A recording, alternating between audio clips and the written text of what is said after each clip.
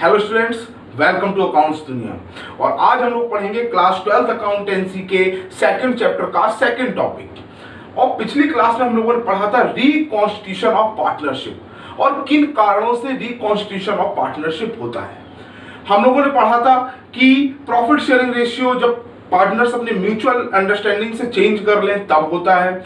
Number 2, जब नए partner का एडमिशन हो तब होता है। Number 3, retirement. नंबर 4, डेथ हो किसी पार्टनर की। नंबर 5, की फर्म का अमालगमेशन हो जाए, मींस किसी अदर कंपनी से उसका या अदर फर्म से उसका जॉइंट वेंचर हो जाए।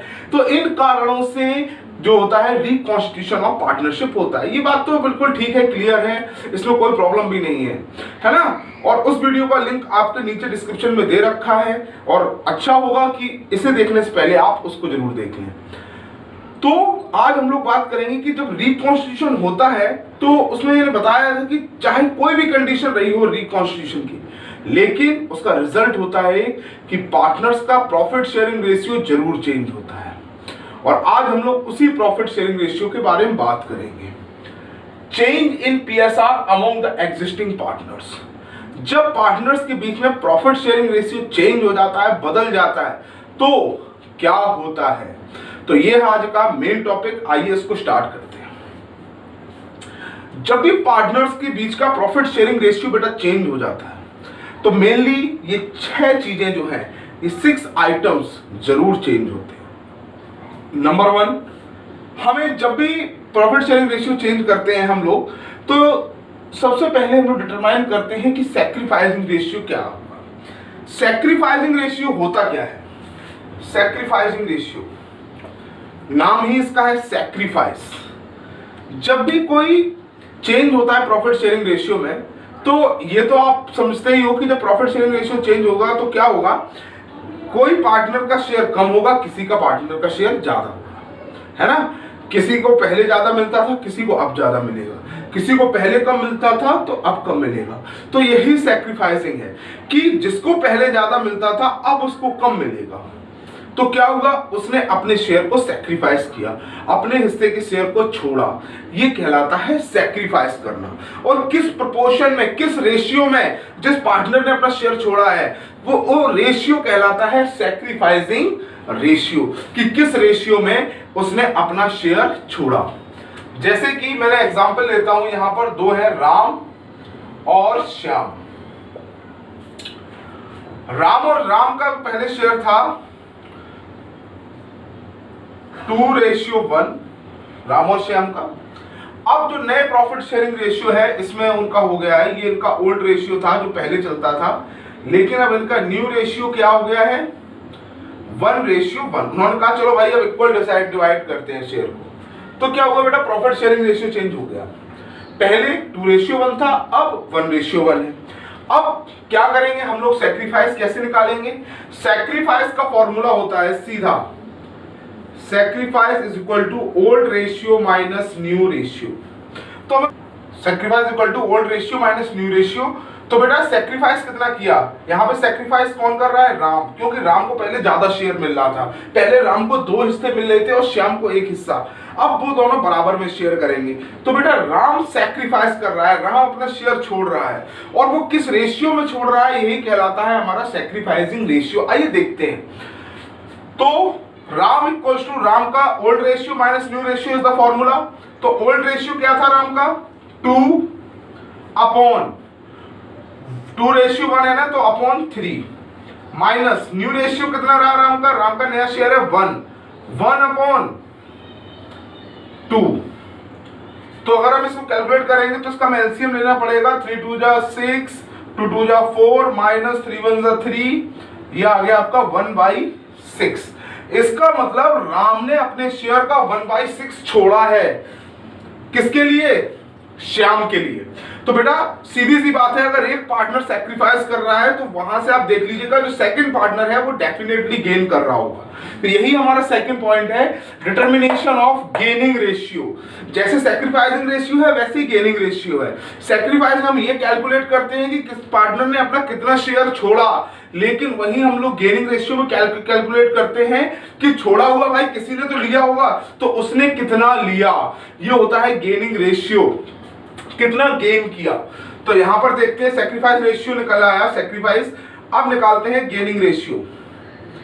गेनिंग रेशियो का फॉर्मूला इसका जस्ट ऑपोजिट होता है, तो इसका फॉर्मूला बनता है आपका new ratio minus old ratio. अच्छा, इसको याद करने का तरीका है, काफी बार क्या होता है कंफ्यूज हो जाते हैं, एग्जामिनेशन रूम का इतना प्रेशर होता है कि बच्चा ये भूल जाता है कि sacrifice equal to old minus new है कि न्यू माइनस ओल्ड है। तो इसको याद करने के लिए एक शॉर्टकट मैंने याद रखा है सन, SON।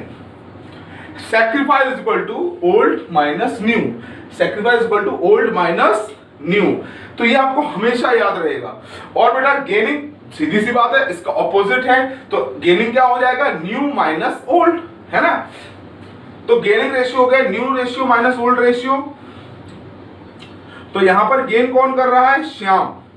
श्याम का भाई न्यू रेशियो कितना है, श्याम का 1 अपॉन 1 + 1 2, माइनस ओल्ड रेशियो कितना है श्याम का 1 अपॉन 1 + 2 3। यहां पर आप एलसीएम लेंगे, 3 2 जा 6, 3 - 2 1 अपॉन 6। आप देखिए जहां पर राम ने सैक्रिफाइस किया है वहीं पर श्याम ने गेन किया है। जितना राम ने सैक्रिफाइस किया है उतना ही श्याम ने गेन किया है शेयर। बेटा आप सीधी सी बात है, अगर दो लोग हैं तो एक जितना छोड़ेगा दूसरे को उतना ही मिलेगा, है ना। तो ये तो थे, जब भी प्रॉफिट शेयरिंग रेशियो चेंज होता है तो हमेशा सैक्रिफाइसिंग रेशियो और गेनिंग रेशियो को कैलकुलेट करना जरूरी होता है। और जरूरी क्यों होता है, हमारे तीसरे पॉइंट के लिए, treatment of goodwill. Treatment of goodwill. Goodwill आप पता है ना, गुडविल क्या होती है, गुडविल होती है रेपुटेशन, फर्म की रेपुटेशन का अमाउंट, है ना। रेपुटेशन जैसी चीज कोई मायने नहीं रखती, लेकिन रेपुटेशन भी हम लोग जो है जब अकाउंटेंसी पढ़ते हैं ना तो रेपुटेशन की भी वैल्यू निकाल लेते हैं, दैट इज कॉल्ड गुडविल। तो भाई गुडविल का ट्रीटमेंट भी इसी के अकॉर्डिंग होता है। जो भाई एक सैक्रिफाइस करेगा दूसरा गेन करेगा, तो जो गेन कर रहा है वो बदले में कुछ ना कुछ तो देगा ना, जो सैक्रिफाइस कर रहा है उसको। तो जो अमाउंट जो गेनिंग पार्टनर सैक्रिफाइसिंग पार्टनर को देता है, मींस यहां पर श्याम और राम को देगा, वो कहलाती है गुडविल। गुडविल का शेयर, है ना, कि भाई अब मुझे ज्यादा मिलेगा, मैंने तुम्हारा इतना हिस्सा ले लिया, तो उसके अकॉर्डिंग गुडविल कंट्रीब्यूशन भी आप अपना उतना ले लीजिए, है ना। एक तरीके से वो शेयर को खरीद लेता है, वो कहलाती है गुडविल। अब आते हैं हम लोग फोर्थ पॉइंट पे, treatment of accumulated profits and reserves. Accumulated profit का मतलब होता है इकट्ठा किया हुआ प्रॉफिट, और जिसको हम लोग रिजर्व भी बोल देते हैं। खैर अकाउंटेंसी भाषा में दोनों अलग अलग है, इनका डिफरेंस मैं आपको अगले वीडियो में बताऊंगा कि एक्यूमुलेटेड प्रॉफिट और रिजर्व्स, है ना। जब भी पार्टनर्स क्या करते हैं, जब भी फर्म का पूरा प्रॉफिट होता है तो पूरे को डिस्ट्रीब्यूट नहीं करते हैं, वो हमेशा एक पोर्शन रिजर्व बना करके चलते हैं, और वो भी किस रेशियो में, अपने प्रॉफिट शेयरिंग रेशियो में। लेकिन भाई जब प्रॉफिट शेयरिंग रेशियो चेंज होगा तो उनका वो कंट्रीब्यूशन भी तो चेंज हो जाएगा। तो उससे पहले हम लोग क्या करते हैं, जिसका जितना रिजर्व में हिस्सा है वो पैसा हम लोग पार्टनर को डिस्ट्रीब्यूट कर देते हैं। उसी के बाद revaluation of asset and reassessment of liabilities. हम अपने एसेट्स और लायबिलिटी को रीअसेस करते हैं, दोबारा देखते हैं कि एसेट की वैल्यू कितनी बढ़ गई या हमारे ऊपर लायबिलिटी कितनी बढ़ गई। पहले जब हम लोगों का ये प्रॉफिट शेयरिंग रेशियो था तब एसेट्स इतने के थे, लायबिलिटी इतने की थी, कौन सी लायबिलिटी ज्यादा बढ़ी है इस दौरान, इन सारी चीजों पर नजर डालते हैं जब भी प्रॉफिट शेयरिंग रेशियो चेंज होता है। और बेटा और बहुत कॉमनली ऐसा होता है कि जब प्रॉफिट शेयरिंग रेशियो चेंज होता है तो पार्टनर्स अपनी कैपिटल भी चेंज कर लेते हैं, तो ये कहलाता है एडजस्टमेंट ऑफ कैपिटल। भाई पार्टनर को रिजर्व में हिस्सा मिलेगा, प्रॉफिट में हिस्सा मिलेगा, तो कहीं ना कहीं उसकी कैपिटल में तो चेंज आएगा ही। तो बेटा ये जो आपका प्रॉफिट शेयरिंग रेशियो है ये इन 6 पॉइंट्स पर बहुत प्रेशर डालता है, इनको चेंज करता है। और इसमें सबसे ज्यादा जो इंपॉर्टेंट पार्ट है वो है सैक्रिफाइसिंग रेशियो और गेनिंग रेशियो।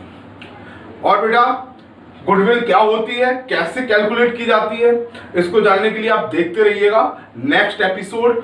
और बेटा आई होप आपको ये सारे पॉइंट्स अच्छे से समझ में आ गए होंगे। आपको अगर अच्छे लगे हो, समझ में आया हो, तो please like share and subscribe जरूर कर दीजिएगा। Thank you.